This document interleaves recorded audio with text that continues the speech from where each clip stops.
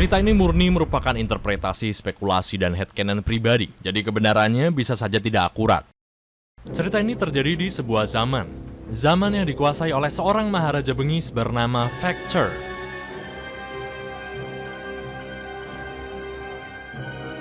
Maharaja ini mengambil alih dunia dengan dibantu oleh pasukannya yang bernama Draco Finns.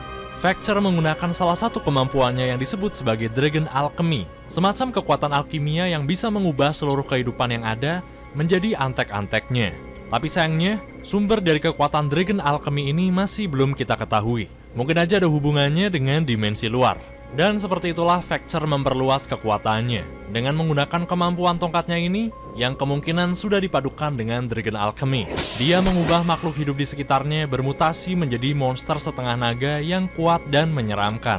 Pastinya dengan maksud untuk dijadikan armada tempur Maharaja Bengis ini dan diberi nama olehnya Amorphage. Dimulai dari binatang mematikan seperti kalajengking, tentunya tak lepas dari bidikan Facture dan diubah menjadi pasukan tempurnya. Landak pun juga jadi sasarannya dan diubah menjadi sosok naga yang brutal dan menyeramkan. Hewan laut seperti cumi-cumi. Dengan menggunakan Dragon Alchemy, dia ubah makhluk tak berdosa ini menjadi setengah naga. Hewan buas seperti serigala juga tak luput dia mutasikan menjadi kekuatan tempurnya. Bahkan serangga seperti capung pun dia jadikan target Dragon Alchemy-nya. Beruang, dia gelapkan matanya dan membuatnya mengamuk. Seiring tubuhnya bermetamorfosis sebagian menjadi seekor naga. Burung elang, salah satu predator terbang paling mengesankan. Facture mentransformasikannya menjadi seekor naga beringas. Kemudian ada makhluk satu lagi yang sepertinya dia sudah berubah wujud menjadi naga sepenuhnya. Amorphage Goliath. Kita tidak pernah tahu apa wujud asli naga ini. Tapi kemungkinan Goliath adalah Amorphage terkuat di antara pasukan Amorphage lainnya. Dan Amorphage inilah Draco Finns yang dimaksud, pasukan yang membantu Facture menguasai dunia dengan Dragon Alchemy di genggamannya dan juga armada tempur luar biasa di bawah kendalinya. Tidak ada seorang pun yang bisa melawan kuasanya. Tapi, di sisi lain hidup seorang pemuda yang kita sebut saja sebagai Luster.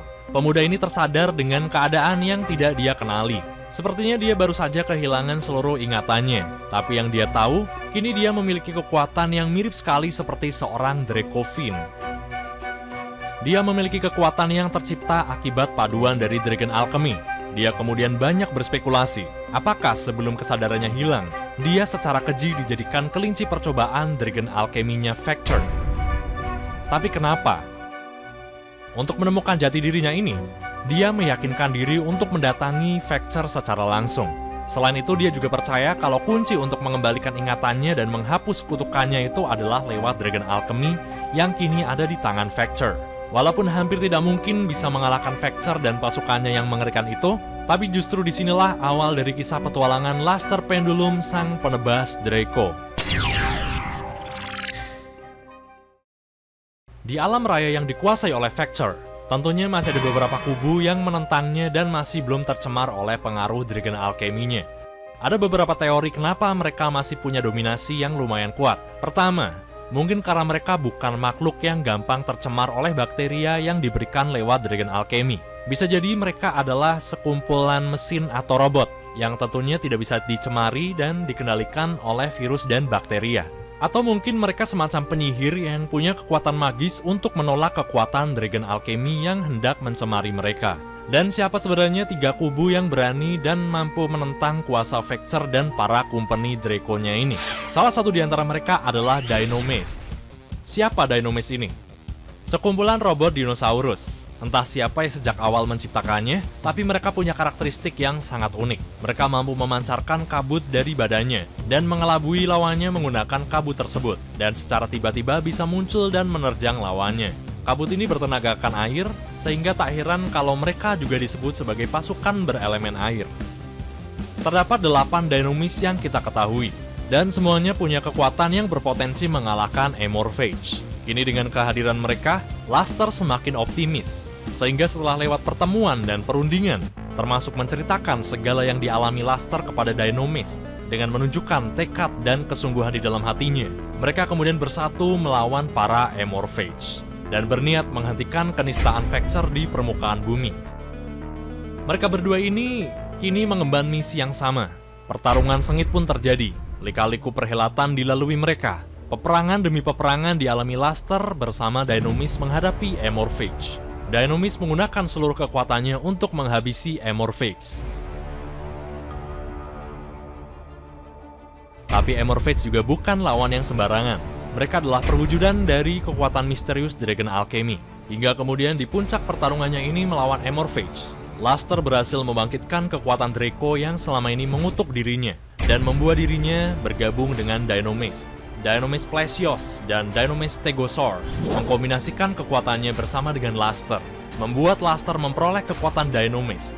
Untuk pertama kalinya, Dynamis memadukan kekuatannya dengan Draco, dan muncullah Luster dengan wujud barunya, Dinoster.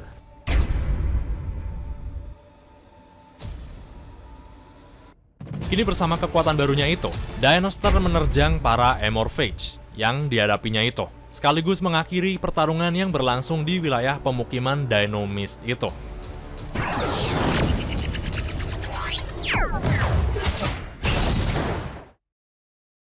Tapi sepertinya Luster tidak bisa dalam wujud Dinoster untuk selamanya, sebab dia harus bergerak ke tempat lain dan meninggalkan Dynomist. Mungkin karena Dynomist tidak bisa meninggalkan wilayahnya, sehingga kini Luster berencana untuk menyambangi kubu sebelah yang juga menentang kuasa Vector. Kubu tersebut menempati teritori lain yang sepertinya dikuasai oleh api. Luster berusaha meminta bantuan mereka untuk mengalahkan Vector, dan mereka ini adalah Ignite, sekumpulan robot juga yang pastinya aman dari cemaran Dragon Alchemy. Ignite beranggotakan 10 kesatria dengan warna yang beragam. Mereka menggunakan senjata tajam untuk bertarung mengusir Amorphage. Selain itu, mereka juga dipersenjatai oleh kekuatan api yang mereka miliki. Para kesatria Ignite juga punya karakteristik yang unik. Squire merupakan pengabdi Ignite dengan semangat membara. Paladin, seorang Ignite yang walaupun dia seorang pemikir yang sangat berhati-hati, tapi dia sebenarnya punya emosi yang tidak stabil.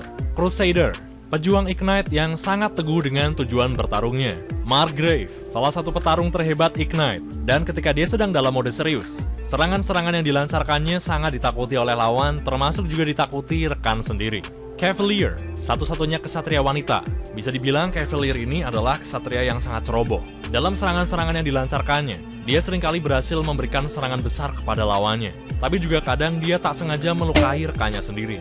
Tapi karena serangannya itu juga berbuah baik buat kemenangan, makanya kemudian teman-temannya nggak banyak yang protes.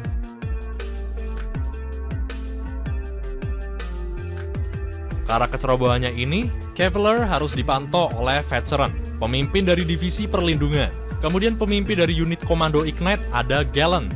Dia punya peran yang vital dalam mendinginkan emosi dan amarah yang dialami rekan-rekannya. Dan berikutnya ada Templar, petarung Ignite yang sudah sangat berpengalaman dan bertarung demi keadilan dan memberantas kejahatan. Saking berkomitmennya dirinya pada kebaikan, dia sampai-sampai mempertanyakan hakikat peran senjata yang dia pakai itu. Tapi begitulah keunikan dari para Ignite, kesatria dengan emosi yang membara juga layaknya api. Dan sama seperti Dynamis, kita masih belum tahu asal-usul Ignite ini. Tapi dengan jiwa kesatria yang dimiliki mereka, dan dengan tekad yang sejalan dengan Luster, mereka semua memadukan kekuatannya untuk memerangi Amorphage secara ofensif. Sehingga dimulailah pertarungan Luster untuk kedua kalinya, obliterasi yang dibantu oleh kesatria Ignite melawan Amorphage di bawah kuasa Vector akan segera dimulai.